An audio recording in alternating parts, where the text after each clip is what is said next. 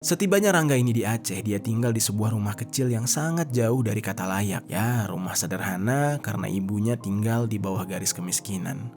Halo Sobat Pena, apa kabar hari ini? Assalamualaikum warahmatullahi wabarakatuh. Kali ini kita akan kembali lagi membahas kejadian-kejadian yang ada di muka bumi ini. Cerita kali ini datang dari Aceh dan terjadi pada tahun 2020 silam. Sebuah kisah heroik seorang anak kecil yang usianya sangat muda dengan gagah berani membela sang ibu saat hendak diruda paksa oleh tetangganya sendiri. Namun sobat, karena keberaniannya itu, akhirnya anak ini harus berakhir dengan tragis meregang nyawa di tangan orang yang ingin meruda paksa ibunya. Orang tersebut adalah tetangganya sendiri yang dengan sengaja mencari kesempatan untuk melakukan tindakan kriminal kepada ibu sang anak. Bagaimana cerita selengkapnya tentang kasus yang satu ini? Langsung aja kita bahas di Kata Pena.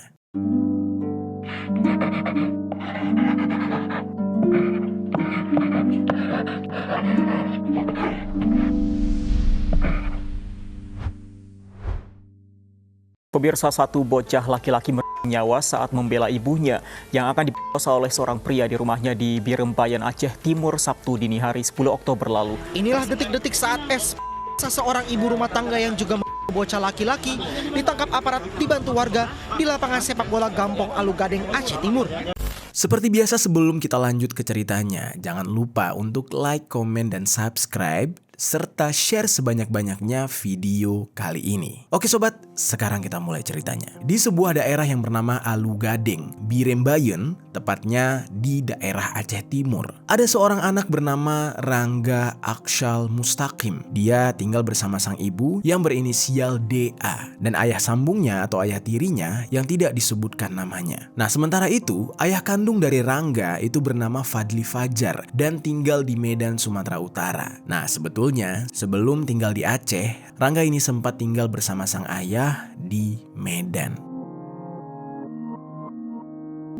Perceraian orang tuanya akhirnya menyebabkan hak asuh jatuh ke tangan sang ibu, yaitu DA, dan Rangga mau tidak mau harus pindah ke Aceh. Pada saat itu sang ayah yang bernama Fadli Fajar ini merasa sangat sedih karena ditinggalkan oleh anaknya. Soalnya ayah kandungnya itu bisa dikatakan sangat dekat sekali dengan Rangga, dan Rangga adalah anak emasnya atau anak kesayangannya. Ketika Rangga ini bersekolah di Medan, di saat dia tinggal dengan Fadli, dia selalu mendapatkan ranking 1 atau ranking 2 di sekolahnya karena memang Rangga ini mendapatkan pendidikan yang sangat baik dari sang ayah. Rangga ini juga dikenal oleh orang-orang terdekatnya sebagai anak yang sopan, pintar, cerdas, dan berbudi pekerti yang baik. Bahkan tak hanya di dalam bidang akademis saja, dalam bidang non-akademik pun dia sangat berprestasi. Pendidikan keagamaan yang ditanamkan pada Rangga sejak kecil itu dia jalankan dengan sangat baik. Jadinya ketika anak seusianya masih terbata-bata dan mulai belajar membaca Al-Quran, Rangga ini justru sudah sangat fasih dalam membaca Al-Quran. Kepintarannya di bidang akademik dan non-akademik tidak membuat Rangga ini jadi kaku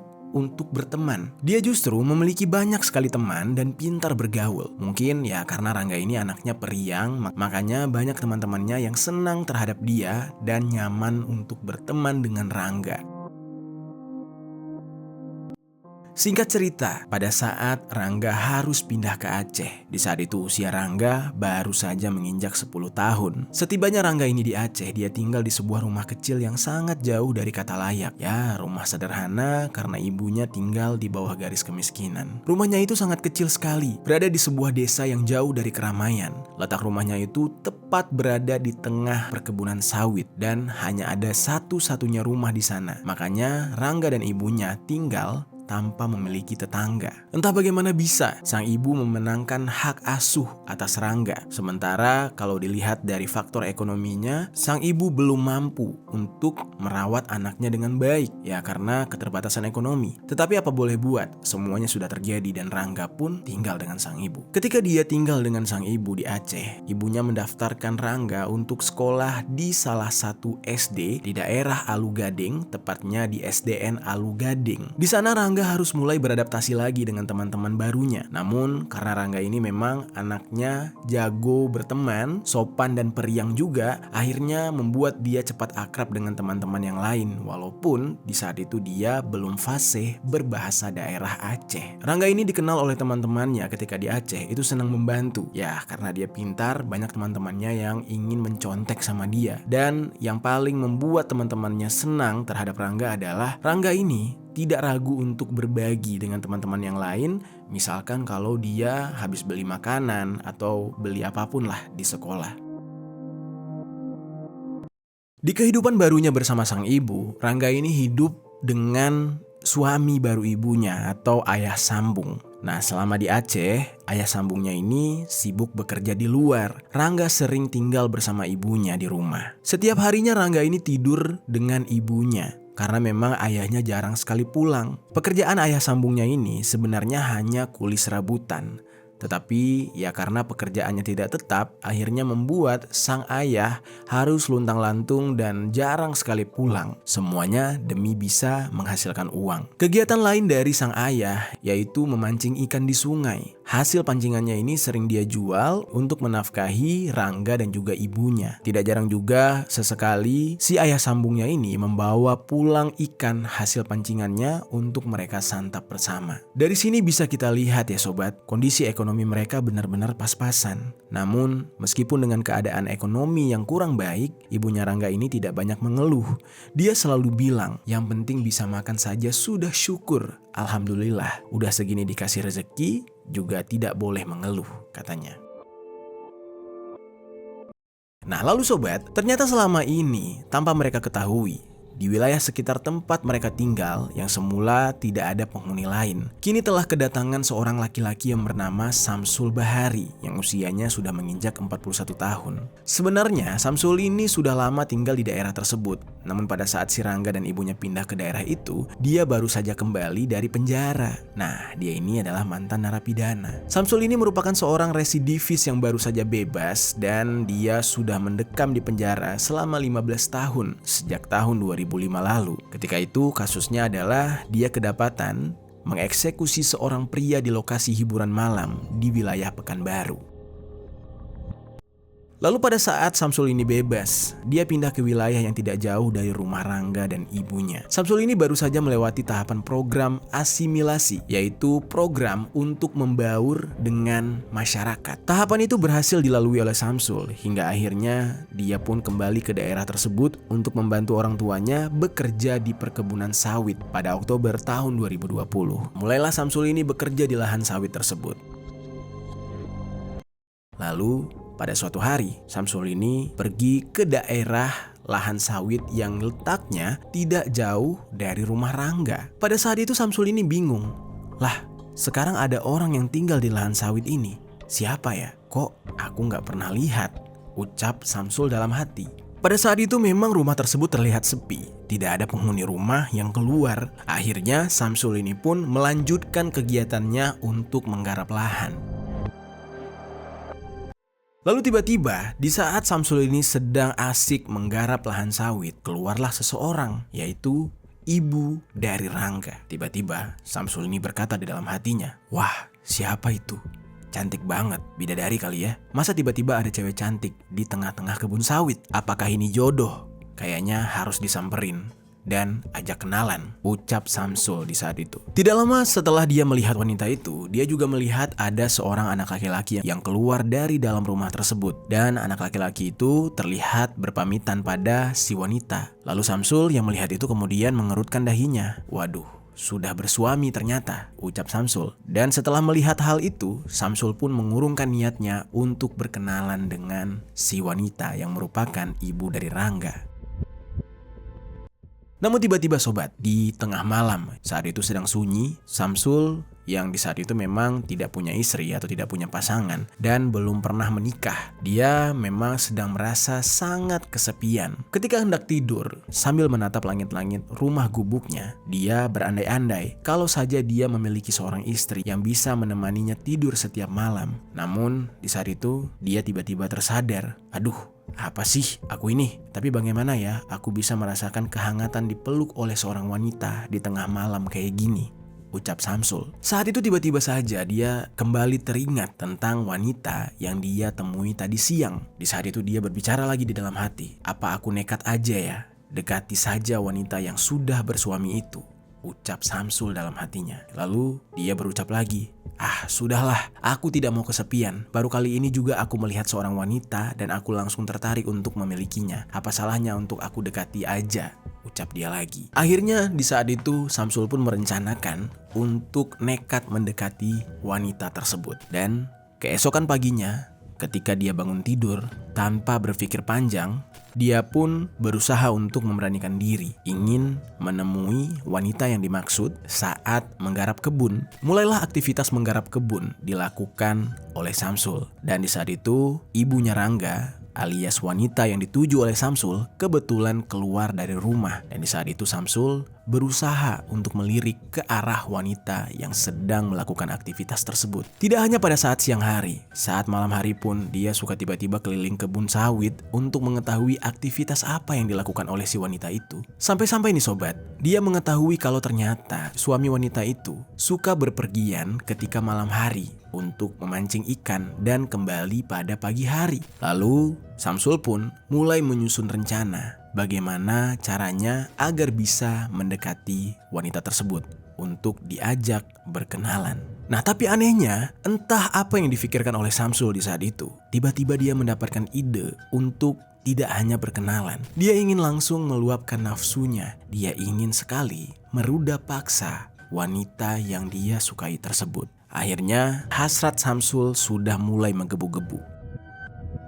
Hingga pada suatu malam, di saat itu Samsul ini berniat untuk melancarkan aksinya. Tepat pada tanggal 10 Oktober tahun 2020, Samsul ini berkeliling di sekitar rumah wanita yang dia tuju, yaitu ibu dari Rangga yang berinisial DA. Nah, ketika itu Samsul ini datang ke lokasi tersebut mengenakan baju pendek dan celana pendek sambil membawa sebilah parang. Dan dia juga memastikan kalau suami DA itu tidak ada di rumah. Dan ternyata waktu yang tepat pun tiba. Suami dari DA ini alias ayah sambungnya Rangga itu keluar dari rumah dengan membawa alat pancing. Lalu selang beberapa waktu setelah semuanya dirasa aman, suami DA telah pergi jauh dari rumahnya. Di saat itulah Samsul ini kemudian diam-diam mengendap menghampiri rumah DA. Rumah dari DA dan Rangga ini terbuat dari papan. Keamanan rumahnya juga sangat minim. Jadi pada saat itu Samsul ini mencoba untuk masuk ke dalam rumah DA dengan cara membobol rumahnya. Dan kondisinya di saat itu ya tidak sulit sama sekali.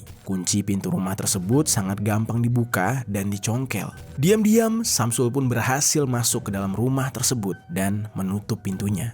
Di saat itu ternyata DA sedang lelap tertidur pulas. Pada saat Samsul ini masuk, sebenarnya suara gerasak-gerusuk udah mulai terdengar. Tetapi ternyata hal itu tidak membuat DA ini terbangun.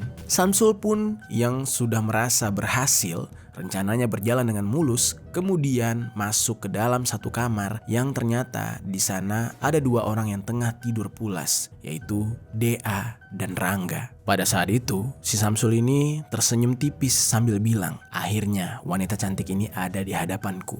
Dengan nafsu yang sudah menggebu-gebu, dia tidak memikirkan kalau ada orang di samping DA, yaitu Rangga anaknya. Dia dengan santai menghampiri DA dan Samsul ini berdiri tepat di samping DA yang sedang tidur. Perlahan dia mulai menurunkan badannya sampai posisinya sedikit membungkuk. Lalu kemudian perlahan dia mulai menyentuh pipi DA, kemudian meraba-raba dan menciumi DA yang tengah tertidur. Pada awalnya si DA ini masih belum sadar, sampai perlahan dia sadar, namun dia berpikir itu adalah suaminya. Dia nanya, "Kenapa bang? Apa kamu gak jadi mancing?"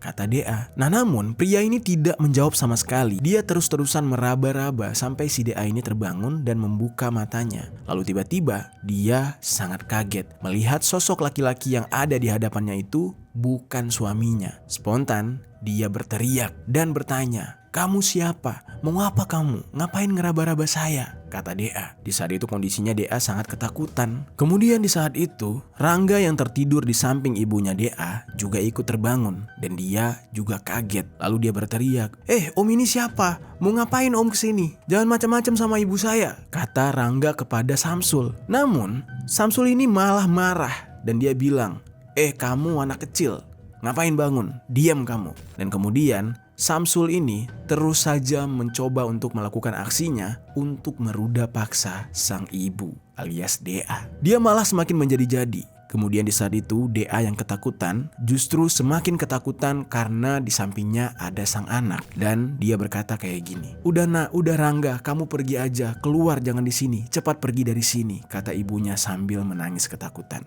Namun sobat, bocah 10 tahun itu tidak mau pergi sama sekali. Dia melihat ibunya yang tengah ketakutan tersebut membuat dia tidak tega meninggalkan ibunya itu. Rangga ini malah mengepalkan tangannya dan maju menghadap ke arah Samsul. Di saat itu dia bilang, "Hentikan, kamu jangan macam-macam sama ibu saya," kata Rangga yang sudah emosi. Nah kemudian ternyata Samsul berkata lagi, "Kamu anak kecil, awas, minggir, kamu diam, kamu mau lawan saya, nanti kamu bisa mati. Saya patahkan leher kamu." Nah di saat itu Rangga sama sekali tidak takut. Dia malah maju dan menghampiri si Samsul lebih dekat lagi dan berusaha untuk memukul Samsul sambil meminta tolong. Namun apa boleh buat, rumah mereka berada di tengah-tengah kebun sawit yang tidak ada penghuni lain sama sekali. Jadi sekeras apapun usaha untuk berteriak, itu akan sia-sia, tidak akan ada yang mendengar. Rangga mencoba untuk memukul Samsul, tapi ya apa boleh buat, umurnya masih 10 tahun, tidak punya tenaga. Dan ketika itu, Samsul yang mulai kesal kepada Rangga, kemudian mengambil sebilah parang yang tadi dia bawa. Lalu, tanpa basa-basi, dia mengayunkan parang yang ada di tangannya itu ke pundak Rangga. Sekali layangan parang itu saja membuat tubuh mungil Rangga tersungkur dengan luka yang sangat dalam. Bagian bahunya sobek, hampir memutuskan tangannya. Pada saat itu sang ibu DA berteriak sejadi-jadinya melihat sang anak yang sudah ditebas oleh Samsul. Dia sambil menangis mengatakan, "Ampun, sudah, jangan lakukan ini pada anak saya, tolong Rangga, sudah nak, lari," ucap sang ibu. Namun di saat itu, Rangga yang sudah berlumuran cairan merah tetap tidak mau meninggalkan sang ibu sendirian. Dalam keadaan pundaknya yang terluka, dia masih mencoba bangun dan melawan Samsul untuk melindungi sang ibu. Namun, perlawanan yang dilakukan oleh Rangga itu malah membuat Samsul ini semakin kesal dan menjadi-jadi. Samsul bilang, "Oh, masih ngelawan ya kamu?" Kemudian dia menebas bagian leher Rangga yang mengakibatkan cairan merah keluar dari leher anak kecil tersebut. Rangga pun terkulai lemas dan saat itu badan mungilnya mulai tidak bergerak. Rangga tewas seketika setelah mendapatkan tebasan parang dari Samsul. Di saat itu Samsul merasa sangat puas. Dia bilang, "Makanya kamu jangan ganggu saya dan jangan lawan saya." Nah lalu setelah itu ibunya yaitu DA menangis sejadi-jadinya dan terus berteriak minta tolong. Samsul yang merasa sudah berhasil mengeksekusi Rangga kemudian menjatuhkan parangnya dan menuju ke kasur. Di sana masih ada DA yang tertunduk dengan rasa takut. Tanpa basa-basi, Samsul pun mulai membuka satu persatu pakaian DA. Dan di saat itu, DA dengan ketakutan berteriak, "Tolong, jangan lakukan ini pada saya." Dan di saat itu, Samsul kesal dan mengancam, "Kalau kamu tidak mau melayani saya, maka kamu nasibnya bakal sama seperti anakmu. Akan saya tebas." Namun di saat itu DA tetap tidak menyerah. Dia tetap berusaha untuk melakukan perlawanan dengan menepis tangan Samsul. Namun di saat itu Samsul sangat kesal dan untuk membuat DA ini diam, akhirnya Samsul menarik kepalanya kemudian membenturkan kepalanya tersebut dengan benda yang keras. Hingga akhirnya DA pun pingsan, tidak sadarkan diri. Lalu setelah itu, barulah Samsul meruda paksa DA yang sudah terkulai lemas. Dengan keadaan DA yang sudah tidak sadarkan diri, Samsul pun melampiaskan nafsunya. Lalu setelah puas melakukan ruda paksa sebanyak 1 kali, barulah Samsul ini pergi keluar untuk menyiapkan sesuatu. Lalu tanpa berlama-lama, dia mulai menyeret tubuh si DA ini untuk keluar, lalu mengikatnya di pohon yang ada di balik semak-semak. Sesampainya di semak-semak tersebut dan tubuh DA pun diikat, kembali lagi Samsul ini meluapkan nafsunya. Dia kemudian melakukan ruda paksa lagi terhadap DA yang terikat di pohon di balik semak-semak tersebut. Lalu setelah puas, dia kembali lagi ke dalam rumah DA dengan membawa sebuah karung kosong yang dia dapatkan entah dari mana. Lalu dengan karung itulah dia memasukkan tubuh mungil Rangga yang sudah dia eksekusi tadi. Kemudian karung tersebut dia ikat dan dia seret keluar dari rumah tersebut. Saat itu Samsul mencoba untuk membuang jasad Rangga dengan cara mengubur jasad tersebut di semak-semak. Pada saat ingin menguburkan jasad itu, Samsul ini tidak mau melakukannya sendirian. Nah lalu entah apa yang dipikirkan oleh Samsul di saat itu, dia tiba-tiba meminta bantuan DA yang sudah dia ikat dan terkulai lemas untuk membuang jasad Rangga. Nah, lalu Samsul mengancam DA. Dia bilang, "Kamu bantu saya untuk menguburkan anak ini." Dan sambil menangis, dia tidak kuasa melihat anaknya berada di dalam sebuah karung dalam kondisi yang benar-benar mengenaskan. Di saat itu, DA mengikuti Samsul dari belakang. Samsul menyeret karung tersebut, dibawa berjalan ke dalam semak-semak untuk dibuang. Nah, semakin lama mereka berjalan, semakin jauh. Dan ternyata mereka pergi menuju ke arah hutan yang dekat dengan sungai. Dan sebelum sampai ke sungai itu, untuk memastikan Rangga ini sudah meninggal dunia, Samsul mencoba menebaskan parang yang masih dia bawa di tangannya ke arah jasadnya Rangga sebanyak berkali-kali. Dan ini benar-benar kejam banget, sobat. DA yang melihat hal itu semakin histeris.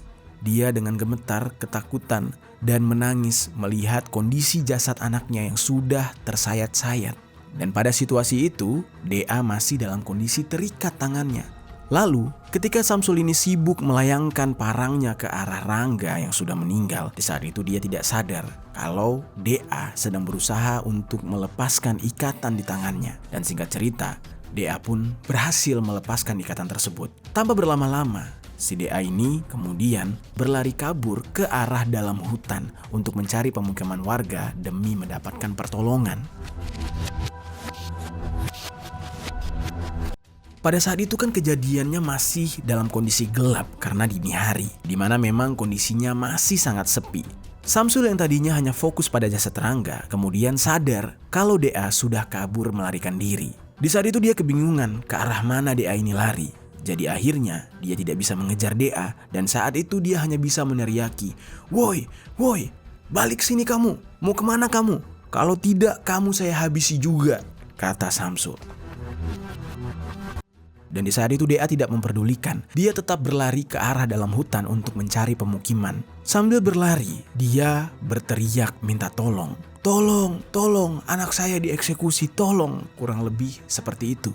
Dan kemudian ternyata ada orang-orang yang sudah mulai terbangun dan mendengar teriakan tersebut. Nah, ternyata tidak jauh dari sungai itu ada sebuah pemukiman kecil. Di saat itu orang-orang yang sudah mulai terbangun mendengar suara teriakan dan mulai satu persatu keluar dari rumah mencari arah suara tersebut. Pada saat itu, mereka melihat ada seorang wanita yang kondisinya sangat-sangat berantakan dan tampak sangat ketakutan. Kemudian beberapa orang dari warga tersebut menghampiri DA ini dan mereka menenangkan DA untuk mendapatkan penjelasan apa yang sebenarnya terjadi. Lalu tidak lama kemudian DA langsung saja mengatakan kalau anaknya telah dieksekusi dan dia diruda paksa oleh seorang laki-laki yang tidak dia kenal sama sekali. Warga yang di saat itu berkerumunan merasa kaget, mencoba untuk mencari siapa pelakunya, tetapi karena masih sangat gelap, tidak ada satu orang pun warga yang berani masuk ke dalam hutan.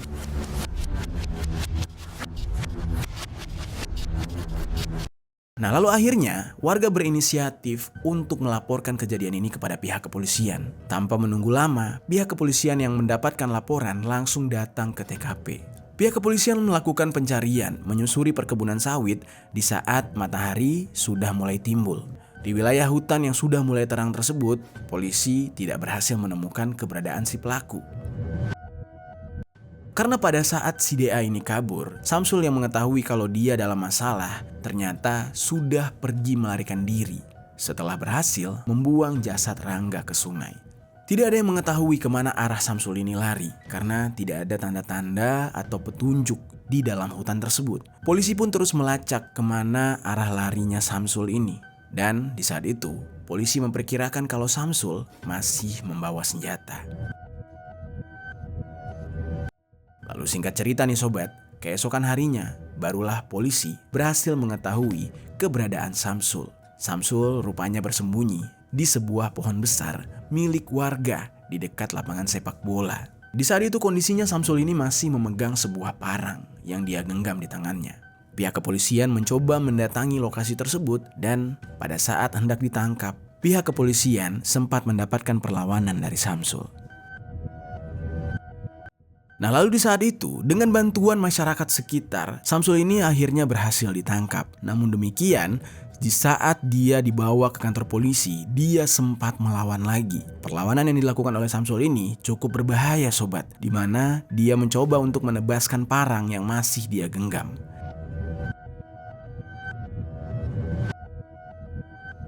Nah lalu akhirnya Samsul ini berhasil dilemahkan oleh polisi atas bantuan masyarakat. Namun di saat itu kondisinya dia masih memegang sebilah parang dan dia melakukan perlawanan yang sangat berbahaya. Nah karena pihak kepolisian tidak mau ambil resiko, akhirnya pihak kepolisian melepaskan 3 tembakan di kaki Samsul.